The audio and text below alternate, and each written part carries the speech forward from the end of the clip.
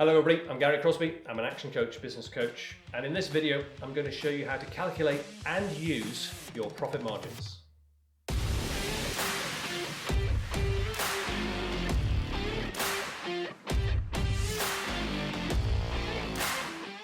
Okay, so let's have a look at these two really important figures in your business: the gross profit margin and the net profit margin. You may have heard people talking about them. Oh, my gross profit margin is 85%, or my net profit margin is 20%. What does it mean, and how can you use it in your business? Well, first of all, we're going to have a look at your gross profit margin. And I'll run through an example, but very simply, to calculate it, you're simply going to divide your gross profit by the sales in your business. So let's take a look at what that looks like. Now, in this business, we're doing quite well. We're making an annual sale of £800,000.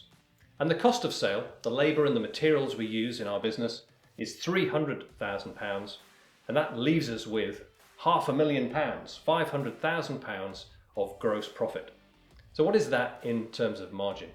Well, if we divide that gross profit by the sales, then we can see that our gross profit margin is 62.5%. Now, so what? What does that mean now that we know that figure? Well, we can start to act on it as a business owner. The first thing that you might want to do is set a target for your gross profit margin. Normally in business, the higher it is, the better. You'll get to keep more of the sales that you've made. The next thing you might want to do is think about how you can make a change to it. You might drive the sales up with better marketing. You might look at driving the cost down by finding another supplier or finding cheaper labour. All of those things will make a big difference to your gross profit margin. So calculate the number and then think about how you're going to act on it.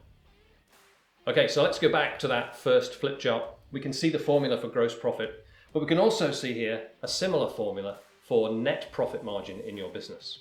So again, let's work out an example of that and see what you can do once you know what the number is. Now we're going to look at the same business, sales of £800,000, a cost of sales of £300,000 and a gross profit of £500,000. What comes out of your gross profit is the expenses in your business. This could be the wages for your staff, the rent for your facilities, the insurance, the IT, the vehicles, things like that. They're all fixed expenses coming out of your business, and in this case it's £300,000. Now that's going to leave us with a net profit in this business of £200,000. So to calculate the margin, we do a very similar thing. We take the net profit and we divide it by the original sales from the top of the chart. And that tells us that the net profit margin is 25%. So what are we going to do with this 25% figure? Well, just like the gross profit, we might want to set a target for the net profit. After all, it's the money that we can keep and take out of the business after we've paid tax on it. So the higher that is, the better. You might want to set a target.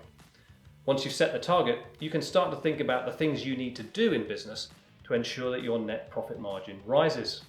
That could be all the things that we talked about for gross profit, or taking a good look at your expenses. Can you change your vehicle supplier, your energy supplier, your insurance broker? Is the team the right size? Is there a way that you can save money on the cost of labour?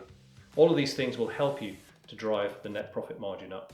So there's two key figures in your business. You know your gross profit margin and you know your net profit margin. But most importantly, you now know some of the things that you can do to drive those figures in the right direction.